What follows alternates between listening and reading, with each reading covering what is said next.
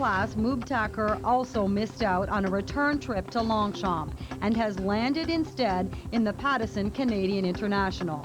With his natural speed, he'll be the front-end target when this field turns for home. Sidelined with a leg injury for most of this season, the Marcus Tregoning trainee has only started twice.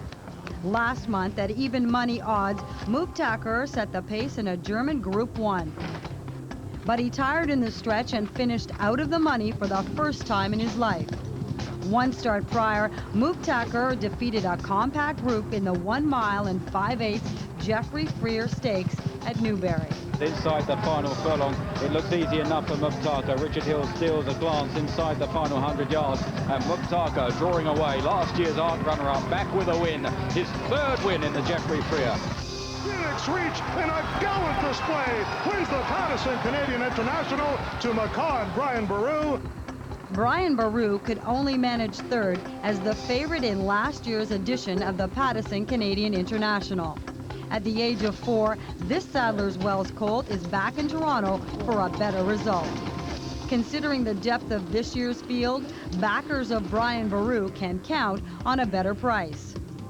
Like last year, the Aidan O'Brien trainee's final prep came in the Irish St. Leger at 1 3/4 miles. In that dash, he finished a gallant second to the talented Irish-bred Vinnie Rowe. Vinnie Rowe stretches away, clear. He's going to do the 4-timer all right. Brian Baru staying on well in second, then Dubai success in first charter. But Vinnie Rowe, to the cheers of the crowd, a French crowd at that, Fitzmullen salutes Vinnie Rowe. Those are a few of the stars vying for top prize in the $1.5 million Pattison Canadian International.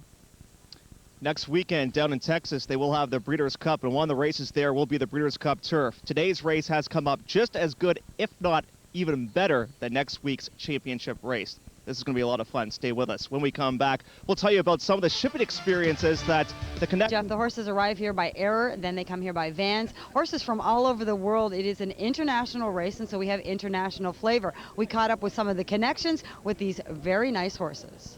The Pattison Canadian International is a race that is run at 1.5 miles on one of the best turf courses in the world, Woodbine's very own E.P. Taylor Turf Course. This race is one of the most prestigious races ever to be held at Woodbine. The purse is worth a whopping $1.5 million. In addition, on today's card is the Grade 1 E.P. Taylor Stakes, which purse is $750,000.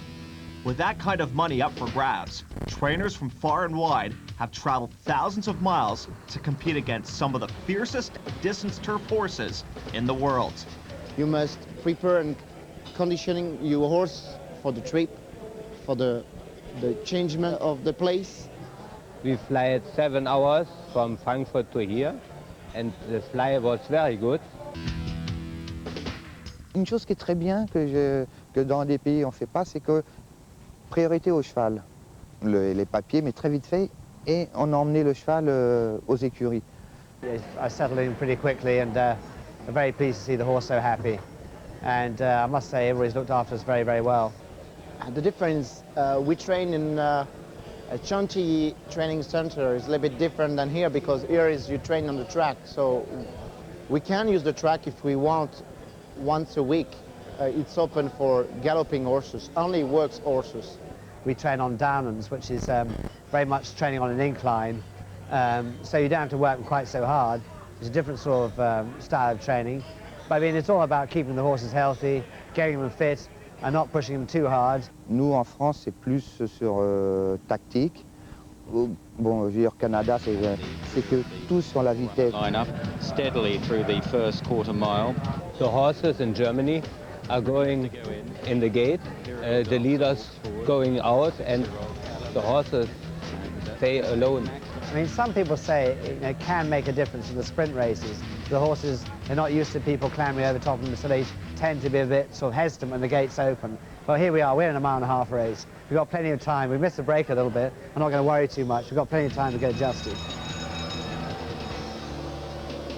This turf is a little bit different than all the North American turf, because the turf normally is inside the dirt, and in this place it's outside the dirt. I like this track. I go today on the turf track, and he is beautiful. I'd be very happy with the facilities and the fact that we can train on turf and on dirt. Now, that's not the same in all countries. I mean, some countries wouldn't let you on their sacred turf track.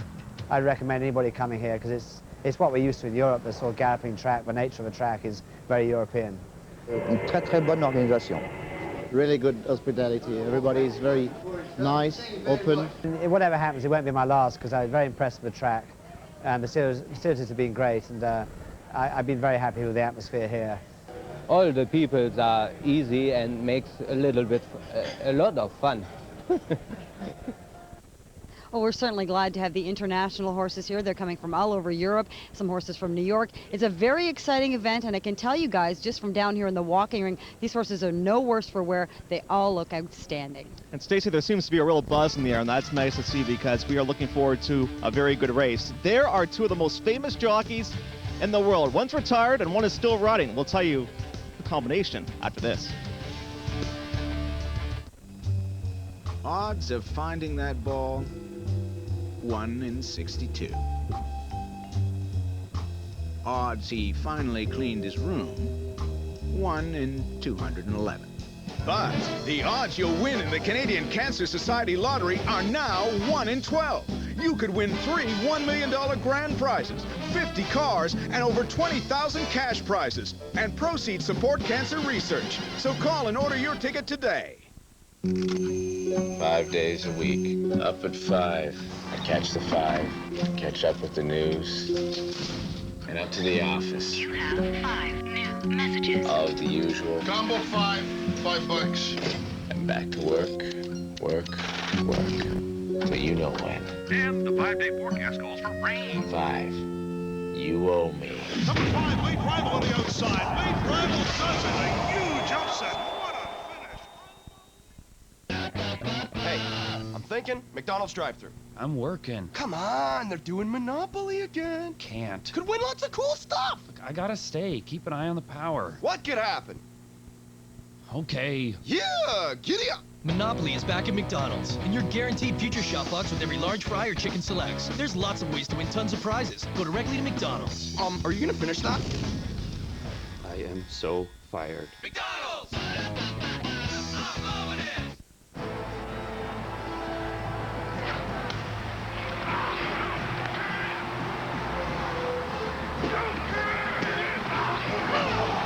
Cardinals Red Sox, Game 2 tonight. Coverage begins at 7 Eastern, 4 Pacific.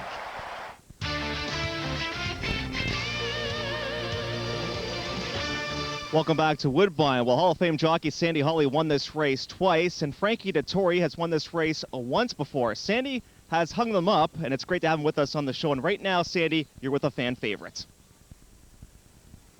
That's right, Jeff. I'm here with Frankie Dettori, rides Sulamani today in the Pattison Canadian International.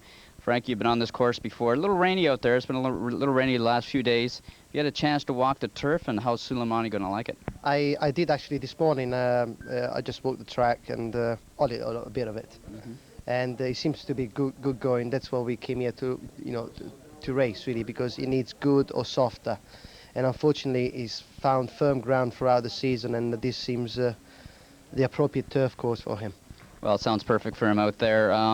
How do you think the race sets up? There's a little bit of speed in here. Your horse comes from off the pace. Does it set up well for you? Yeah, I mean, his horse comes off the pace. It seems a very straightforward race. There's a couple of horses with speed, and it's a long straight here, so try to get a good position and come late with a challenge.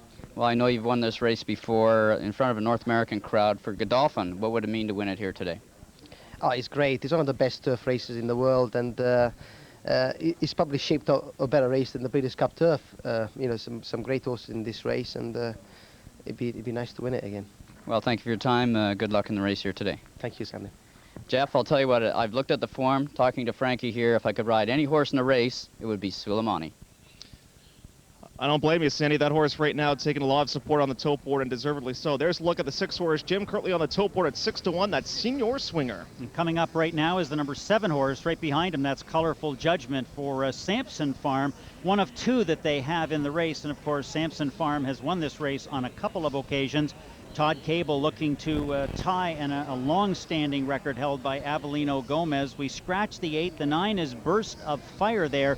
That's the second representative, Jeff, for Sampson Farm. That's right, Jim. The 10 horse in this field right now at 24-1 is Simonis, and this one last race in Germany.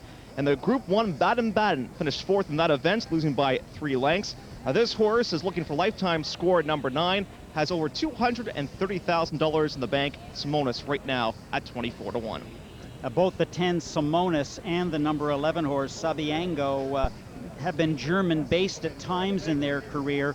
Sabiango is now a North American horse, but a German-bred, and German-bred horses and raced horses have just come up significantly in the last several years on the international scene. Stacy, what do you have for us? Well, I have Mr. Jakowski here. He's the trainer of Lenny the Lender. Now, Lenny the Lender is one of the horses we have here at Woodbine that's running for the Canadians, and he's jumping away from me. There we go. And certainly Lenny is sort of a Cinderella story, because Lenny was claimed for $7,500, probably the claim of the year. What was it about this horse that you like so much? Well, Chantel, I had what I thought was a pretty nice looking horse. It was in higher claiming for Fort Erie, and every time I ran in a race, Lenny would appear and beat me. And I kept looking at him, and he didn't look like overwhelming, and yet he always would beat me. So I dropped down, and he'd be there, and he'd beat me again. So eventually I dropped right down to 7,500. And lo and behold, Lenny was there also. So I scratched, and I told my wife, I said, that's it. I said, we're not going to run against him again. And I said, I'm going to claim him. And that's how it came about. Well, he's an excellent horse. The horse has been second in 4 major stake races here at Woodbine. We wish you all the best. Thank you very much. Appreciate it. Guys? Okay, when we come back, Stacy, the horses on the racetrack for post-grade. There's a look at the one Mubtakar with Richard Hills in the irons. He won this race back in 2001 with Mudamam. The post-grade right around the corner. Meet Peter and Dave. They're redeeming their travel reward points to go on vacation.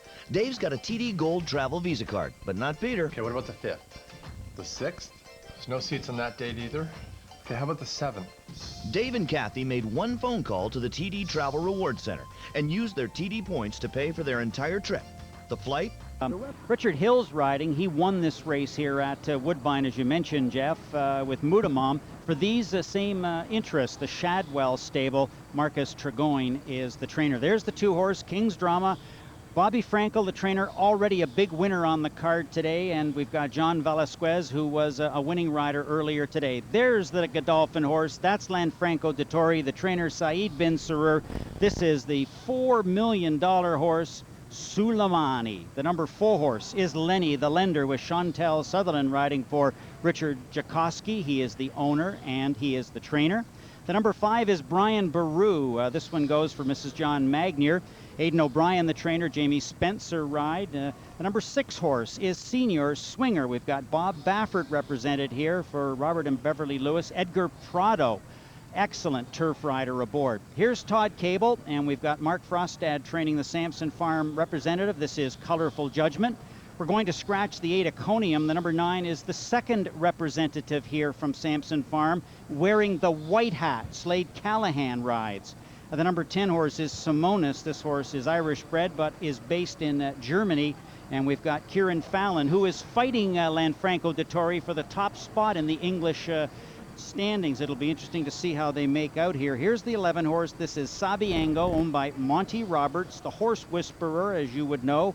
Tim Yaktim, relatively young as a trainer and inexperienced for sure, but Brice Blanc is the rider, and we'll just see if that French influence that Blanc can bring to this individual will help settle him down. Looks like he's probably one of 3 speed runners in the race. So you can see, Jeff, there's a lot of international flavor here. We've got the top teams from Ireland and England and the United States and Canada. Yeah, some big guns here from overseas, and it's nice to see. There's a look at the $4 million man. That is Sulamani right now on the board. Hall of Famer Sandy Hawley. Sandy, what exactly is going through the mind of the riders right now as they get set for this 1.5 mile journey over some pretty tricky conditions today? Well, it's a long way to go. They have 1.5 miles, so right now they're trying to keep their horses a little bit relaxed coming up to the starting gate. Maybe when they get to the gate, if you have a speed horse, you might tap them on the shoulder and say, hey, it's time to go. But right now they're trying to relax themselves and keep their horses relaxed at the same time. You know, it's funny, Jim, I was talking with Sandy earlier today. He actually rode against Secretariat that day back, many years ago, 1973, I believe it was. Yeah, I'm showing your age, aren't I? And you didn't do so well against Secretariat. Well, I didn't. I chased them all the way around. I know Kennedy Rowe went with them for a little while, but I was on a horse called Presidio and ended up finishing 4th, but Secretariat was amazing that year. Jim, do you remember that day like it was yesterday? Well, indeed I do. It was a very difficult weather day, but we had never really had a star of that proportions. Thank goodness for the Europeans coming, obviously, to help solidify this race. So I guess between Secretariat and horses like Dahlia and Youth, this race was on the map, and we've got some terrific horses in the race this season as well. There's the number 3 horse. You will always tell the blue of Godolphin, Sulamani with Lanfranco de Torre. Now we've got some Canadian content in here as well, and 2 of them are coming from Sampson Farm. That's Colorful Judgment and Burst of Fire. And we've got Sabiango on the outside, the German-bred horse, who really does figure to have a role in the pace here. Now remember, the ground has give to it. That's very significant for a lot of the European horses, and a horse such as Senior Swinger as well. They love give to it. When it's too firm, they do not like it. So right now we've got about a mile remaining, and I think that you can put a ring around the number 1 Moog Talker, the number 2 King's Drama, and the number 11 horse Sabiango as your pace horses. Something to consider down the backstretch. How are they handling it? That's the old course, and it should have plenty of give to it. And at what velocity are they traveling? Because if they're going too quickly, they won't have enough for the stretch. Again, we've got King's Drama out there trying to make it a fantastic day for Bobby Frankel and John Velasquez. As we come to the top of the stretch, remember, it's the longest stretch in North American racing, and we've got King's Drama trying to hang on, Sabiango making his move, maybe a Canadian in there, Burst of Fire, and then maybe the real contenders starting up, such as Brian Baru. And where would Sulamani be at this point? Because he likes to draft and then fire in the lane, and as they come down to the wire, one could imagine that Sulamani, as the heavy favorite, would be the winner. Brian Baru seems to be coming up to a peak race, and King's Drama in his current form, if he can get the distance, also looks like a factor. So the question is, will Sulamani be able to go over the $5 million mark with his 6th Grade 1 or Group 1 victory today? We've got riders and horses out on the track. It's one of the great scenes here at Woodbine when the horses come up behind the starting gate. People have poured out of the stands. This is one of the great spectacles of Canadian sports about to take place here at Woodbine today. Let's talk about some money, Sandy. $1.5 million is on the line. The winning horse gets $900,000. The jockey gets 10% of that. We pay all the way back down to 5th, by the way, if you can believe that. So $90,000 for the rider. That's a lot of money. Well, that math I can do. That's $90,000 to the winning jockey. Back in the late 70s, early 80s, when I won it on Youth and Golden Act. The jockey got $8,000. What's going on here? Yeah, but the good news is you're with us here today, and we're paying you more money for being with us today, aren't we? Getting the big bucks today. Well, the horses are making their way towards the starting gates, and for some, this can be a bit of an unnerving process, Jim, because this turf course is very unique. It's very close to the grandstand. Well, the European horses tend to be very people-friendly, and you can see that they're not that excited there. You're looking, obviously, at Sulamani right here, an individual that is, just world-class. Now, some were questioning his attitude a little bit earlier this year because he had lost a series of races, but he won last time out. That was August the 17th, and in behind him in 3rd in that race was a horse called Bago, and Bago's already come back to win the Prix de l'Arc de Triomphe. So that is a good reference, and as we saw from our earlier viewing of the E.P. Taylor, Godolphin's horses look to be in fine form because Punctilious narrowly missed in the E.P. Taylor. Right now on the tote board, Jim, at odds of 5-1 is the one horse, that is Moog Talker. Now this horse got all kinds of positive press all week long, and this was a horse that is looking to go over the $1 million mark in career earnings, but is racing in North America for the very first time. Well, I think he's got some proving to do because in his most recent race, which came in Baden-Baden in Germany, he did not run a good race at all. And when horses start to get to be 7 years old, you sometimes wonder, have they had enough? So we're looking right now at Moog Talker. I think the horse is going to have speed and get up there. He's only 5-1 on the board right now. These connections have won the race in the past, and Richard Hills has been doing particularly well for the Shadwell stable. over the past several weeks. So, you know, they are in top form, but it's a case. When you're 7, have you had enough? Jim, the 2 horse is King's Drama. Now, this one raced over a yielding turf course back on September the 11th in the Grade 1 Man o' War at Belmont Park. Finished 3rd. The winner of that race, Magistretti, is off to the Breeders' Cup next weekend. And the runner-up, Apollo, is a very nice horse as well. You know, you take a look there. There's John Velasquez in the tack. He won the E.P. Taylor earlier today.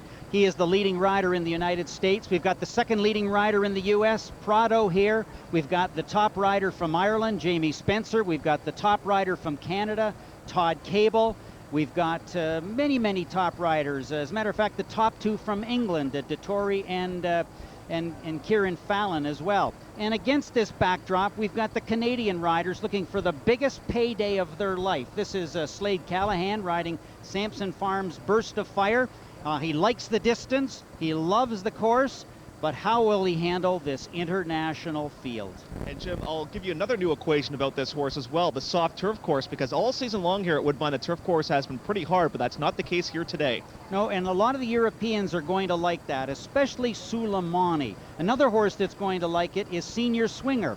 He had an opportunity either to go to the Breeders' Cup or come here. He was more likely to get give to the ground here, and that's why he is here. One last look at the even money shot. Sulamani, Lanfranco Dettori for Saeed Bin Surur and Godolphin. They are the runaway leaders in English racing this year, whereas the number 5, Brian Boru, with Jamie Spencer, Aidan O'Brien, Mrs. John Magnier, are the dominant force in Irish racing. So this is sort of a race within a race. These are perpetual rivals, these 2 stables. You factor in the U.S., you factor in Canada, and you have yourself a great international contest. The 10 horse in this field is Senior Swinger, won last time out by 4 lengths. It is now in the gates. And this is one of the greatest spectacles in Canadian sports, as racing analyst Jim Bennett mentioned. And one guy who's had the privilege of calling many internationals throughout his career is track announcer Dan Loisel. Danny, do you ever get sick and tired of seeing the horses load in for this $1.5 million event? This is without a doubt my favorite start of all the races we have as they load for the Pattison Canadian International. The people have all clambered down to the rail, and right now they're giving a big old cheer to Chantel Sutherland, who rides Lenny the Wender, who is 35-1.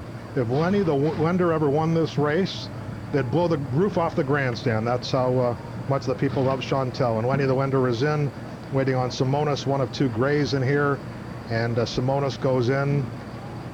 Waiting on 2 horses now, Brian Boru, and to the outside, Sabiango.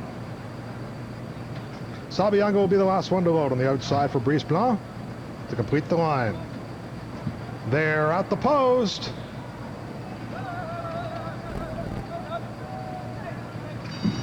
They're off in the Pattison Canadian International, and Moog Tucker broke in the air. Out for the early lead from the outside is Burst of Fire, and Sabiango, Senior Swinger, attends the pace. And King's Dramas toward the rail. Lenny the Wender in tight quarters there as they make their way up to the backstretch, and it's Burst of Fire. Burst of Fire has the early lead to Sabiango. Senior Swinger is hard held by Edgar Prado.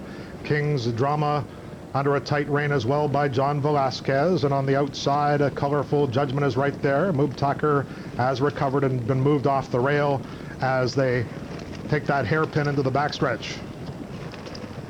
And they start that long journey along the backstretch now. And it is Slade Callahan and Burst of Fire. They lead Sabiango by just over a length. On the outside is Colorful Judgment right there in a 3rd position. Lenny the Wender is 4th. King's Drama's 5th.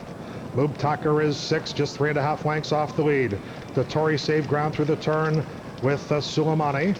Senior Swingers to the outside of Sulamani. Then we have Simonis and Brian Boru trails back 8.5 lengths off the lead as Sabiango quickens now to take the lead for Brice Blanc.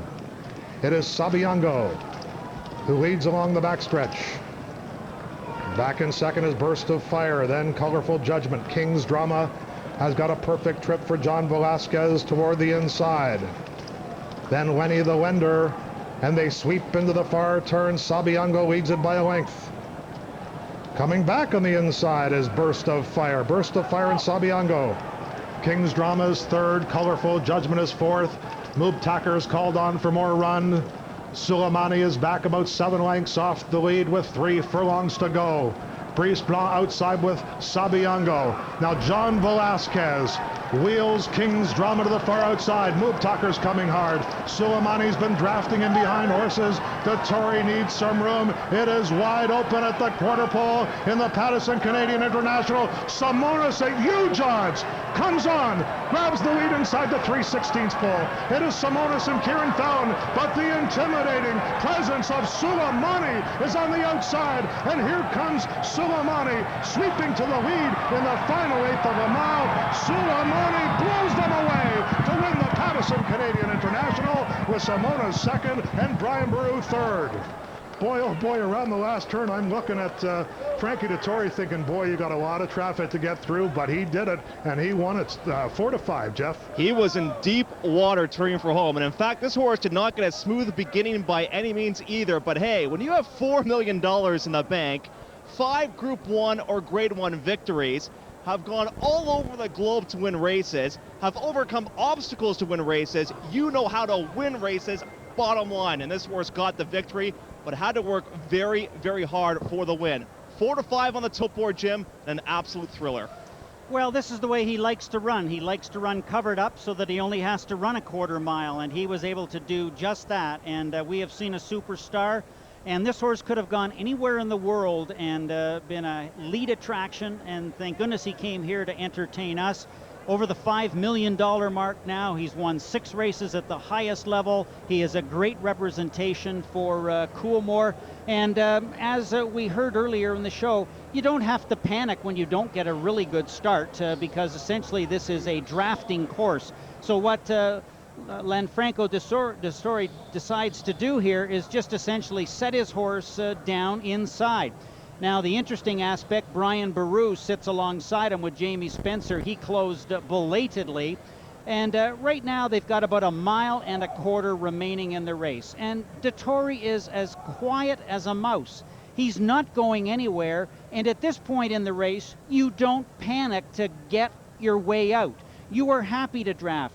This course was built in the European style, and Lanfranco Dettori is riding it in the European style, sitting still. This is very unlike a North American race where speed is dominant. Right now we've got Sabiango up front and we've got Burst of Fire. They will not be heard from late in the race. We've got Sulamani right here, sitting as quietly as he possibly could. And on his outside, the horse that got a poor start, Moobtalker, sits quietly. Moobtalker is the horse that had the very poor start. You'll notice now that Lanfranco Dettori knows that he's got about 3.5 furlongs to go, so he's going to start moving off the rail, and he's behind a wall of horses right now. But it won't matter because when he turns into the stretch, he still has 2.5 furlongs remaining. And what he will do is he will come out and around here.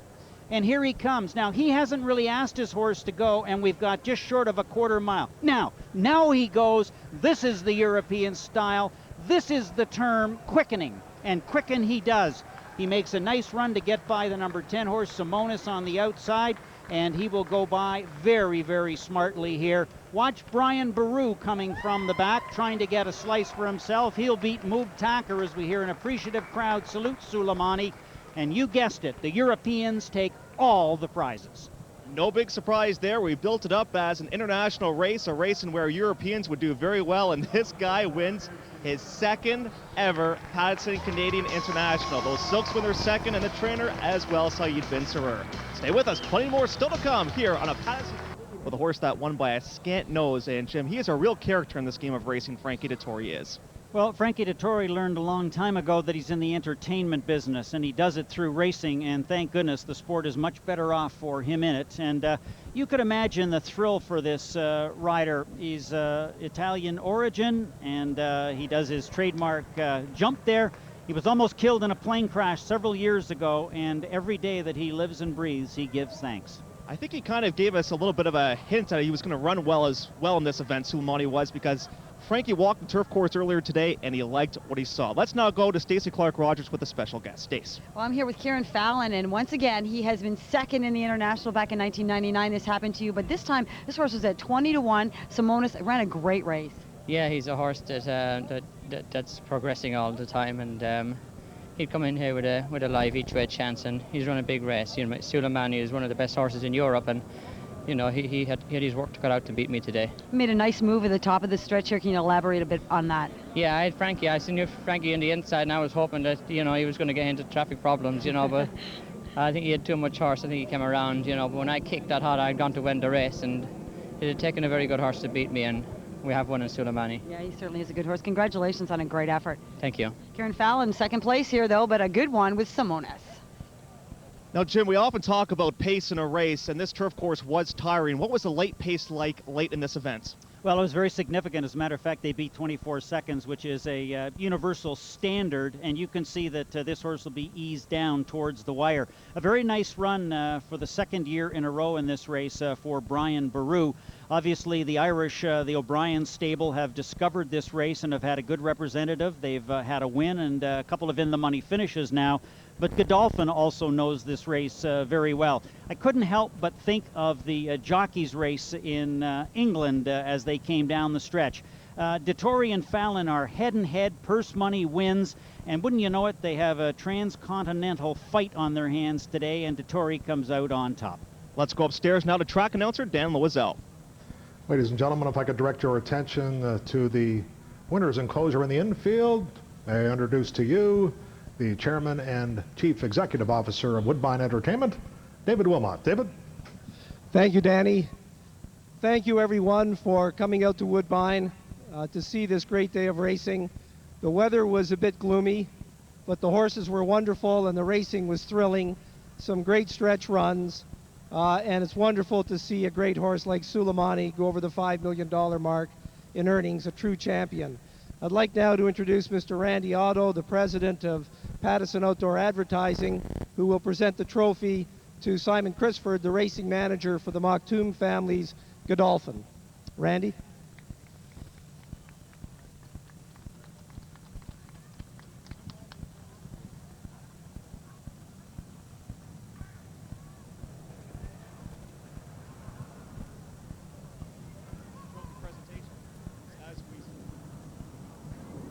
There's a look at the trophy presentation taking place as we speak here. A very happy winner's enclosure and a job well done by everybody. And I'll just go up once the pictures are all done here and we'll grab some of the winning connections for you.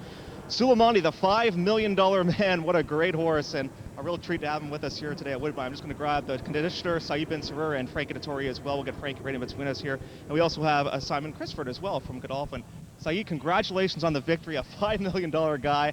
Your decision to come here to Woodbine for this race. Yeah, Sheikh Mohammed, he decided to run this horse today, and you know, after when he won in England, and the horse, you know, like what you know, he have the class, and you know, plus more than that, the distance, the racetrack, it will suit him. Frankie, he gave him a good ride today, and really we're happy with the result. Any anxious moments for you during the race? It looked like Frankie was in some tight quarters turning for home. Well, yeah, like what you saw in the past, I mean, always for Sulamani, he liked to be behind, and the best races, always when he won, he came from behind.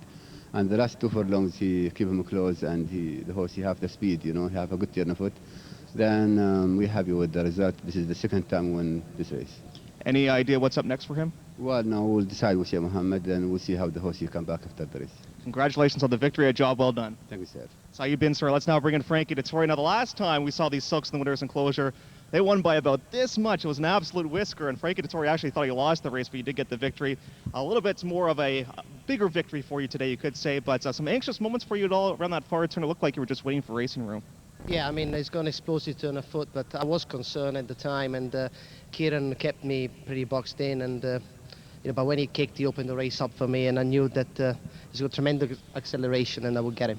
What about the turf course today? You mentioned to us prior to the race that you thought the horse would handle the turf course just fine, and it seemed like he just overpowered the field here. Yeah, but that was probably one of the reasons he came here, because he always guaranteed a good racing surface or soft, and you know, he excels on it, and he won really well, like we thought. Now, as the field turned for home, as we mentioned, you were in some problems there, but you swung to the outside. Maybe explain to us the late kick that this horse does have.